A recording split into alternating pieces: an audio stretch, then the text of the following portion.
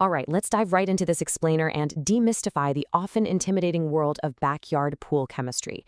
If you've ever spent a long, sweltering summer frustrated by cloudy water, burning eyes, or that stubborn white scale creeping up your pool tiles, well, you know keeping things perfectly balanced can feel like a full-time job. And a full-time job that doesn't even pay. We're going to fix that today by totally changing how you look at the chemistry happening right in your own backyard. Now, you might be wondering, what if the most important factor in your pool's health actually isn't the chlorine level? I know, everyone naturally obsesses over sanitizer, and hey, chlorine absolutely gets all the glory for keeping the water safe and clear of bacteria. But without a rock-solid chemical foundation, your chlorine is literally fighting a losing battle against the elements. If you want your chlorine to actually work efficiently, we gotta look beneath the surface. So here's our game plan for today. We'll be covering the anchor of chemistry, when balance goes wrong, weathering the elements, smart tools and troubleshooting, and finally, the golden adjustment rules. Let's get started. To begin, we must establish the absolute bedrock of water harmony. Section 1, the anchor of chemistry. Think of total alkalinity, or TA for short, as the literal anchor of your pool. If your anchor is secure, your pH boat just won't rock violently in the storm. It's often the most misunderstood part of pool chemistry, but it is the very foundation of a healthy swimming environment. Basically, it represents the concentration of alkaline substances in the water, like carbonates and bicarbonates, acting as a massive buffer to neutralize acids. Without this buffer securely in place, every drop of rain, splash of chemicals, or even a gust of wind blowing in debris is going to send your pH swinging wildly up and down. So what's the magic number? For most traditional residential pools, maintaining a reading between 80 and 120 parts per million is the gold standard for crystal clear, balanced water. Now, quick aside here, if you happen to be running a saltwater generator, that ideal target range actually shifts a bit lower, usually settling around 60 to 80 parts per million. Why? Well, saltwater environments naturally run at a higher pH, and keeping the alkalinity slightly lower helps prevent rapid calcium buildup from ruining those expensive salt cell plates. But in both cases, the core principle is exactly the same. You absolutely need this specific target range to prevent the water from becoming overly aggressive or dangerously scale-forming. Let's move right along to Section 2, when balance goes wrong. We'll see exactly what happens when our chemical anchor fails to hold. When your anchor fails, you're looking at two pretty destructive extremes. On one hand, if your total alkalinity drops too low, the water becomes starved and aggressive. We're talking wild pH swings, severe etching on your expensive plaster, pitted tile grout, and worst of all, swimmers constantly complaining of stinging, burning eyes. Ouch.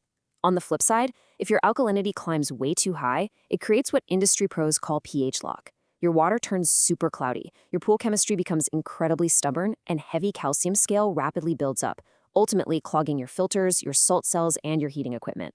Not a great situation either way. Truth is, your pool is under constant siege from 7 everyday culprits trying to wreck that alkalinity buffer. First up, heavy rainfall, which dilutes your chemistry with acidic water. Second, organic stuff decomposing. Think blowing leaves and grass clippings releasing natural acids as they break down. Third, those standard acidic trichlorochlorine pucks. They have a pH of around 2.8, slowly dragging your alkalinity down as they dissolve. Fourth, acidic fill water from your local municipality. Fifth, accidentally overdosing the pool with muriatic acid. Sixth, running commercial CO2 injection systems. And finally, this is a big one, heavy swimmer load. Yep, the sweat, body oils, and sunscreen from a massive pool party will absolutely decimate your chemical buffer. All right, let's turn our attention to the external villains of our story in Section 3, weathering the elements. You know, a heavy monsoon doesn't just top off your backyard pool with pure distilled water. It acts like an aggressive storm crashing right into your carefully set alkalinity anchor. See, rainwater has virtually zero alkalinity and a very low pH, usually sitting somewhere between 5.5 and 6.5. Just 2 or 3 inches of rain can drastically dilute your pool's buffer. Plus, and here's the kicker, rain washes in environmental phosphates and nitrates. Think of phosphates and nitrates as an all-you-can-eat buffet for algae. Because of this massive influx of food and debris, you actually need to proactively boost your chlorine levels right before a storm hits, just to handle the massive demand.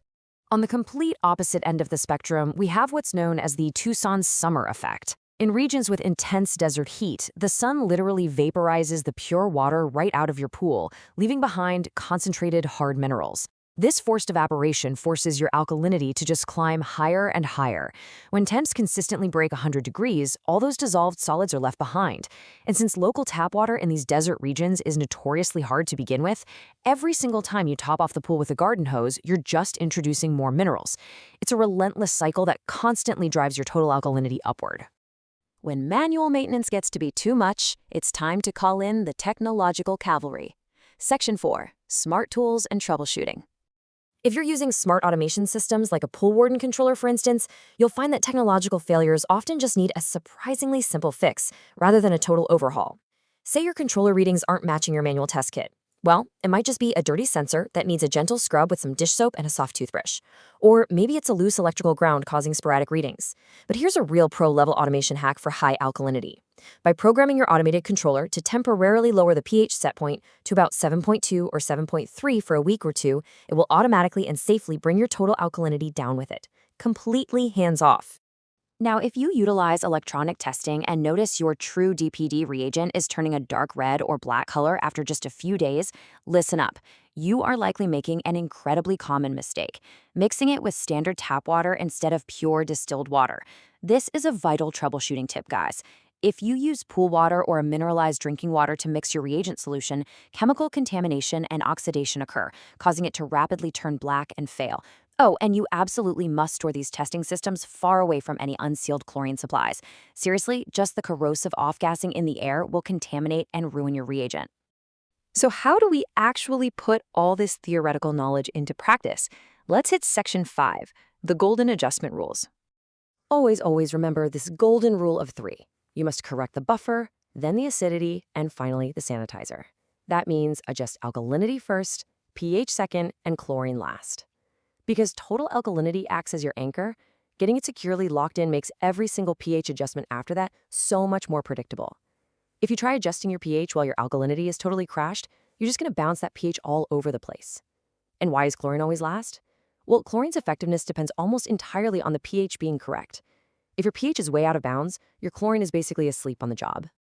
Here is a brilliant, totally hands-off pro tip for managing your balance. Let's say your alkalinity is absolutely perfect, but your pH happens to be a bit too low. Don't reach for the harsh chemicals. Simply running your water features, fountains, or bubblers overnight will naturally raise the pH back up. How?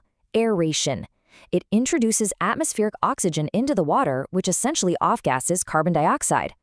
This awesome chemical reaction pulls the pH upward naturally, all without touching or altering your carefully balanced total alkalinity anchor. It's like magic. For the real pros, the ultimate metric of water harmony is the Langelier Saturation Index, or LSI for short. We use our chemical readings to calculate a perfect, non-corrosive target. Think of the LSI like a delicate tightrope walk factoring in your pH, total alkalinity, calcium hardness, and water temperature. If your calculated LSI falls below 0 on the scale, the water is corrosive. It's going to start eating away at your pool surfaces. If it climbs above positive 0.3, the water becomes scale-forming and leaves a white crust on everything. Keeping it balanced right in that sweet spot in the middle is the true north for a perfect pool. And let me tell you, all of this chemistry matters the absolute most during a brand new pool's critical first 28 days of hydration. A brand new plaster finish is a massive financial investment, right?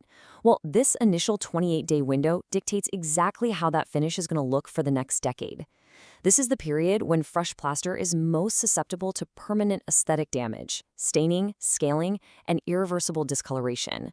So during this hydration period, strictly controlling that LSI we just talked about is absolutely mandatory. During this super sensitive startup phase, there is one golden safety rule you literally never break. Always add chemical to water, never water to chemical.